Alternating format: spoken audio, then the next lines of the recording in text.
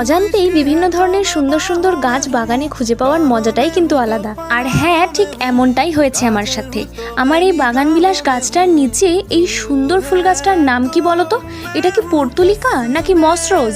তোমরা এই গাছটাকে কি নামে চেনো আমাকে কিন্তু অবশ্যই কমেন্টে জানিও। তবে আমি যতটা জানি এই গাছটা কিন্তু গ্রীষ্ম এবং বর্ষা এই দুটো সিজনেই খুব ভালোভাবে ফ্লাওয়ারিং করে। সমস্ত গাছ জুড়েই কিন্তু এইরকমই ছোট ছোট ফুল হয়, আর ফুলের কিন্তু বিভিন্ন কালারও হয়, যেমন ধরো yellow, pink, white, red, purple ইত্যাদি। তবে এই গাছের জন্য একদম পারফেক্ট হচ্ছে ওয়েল ড্রেন সয়েল এবং ফুল সানলাইট, আর প্রচুর পরিমাণে জলও কিন্তু এই গাছ পছন্দ করে।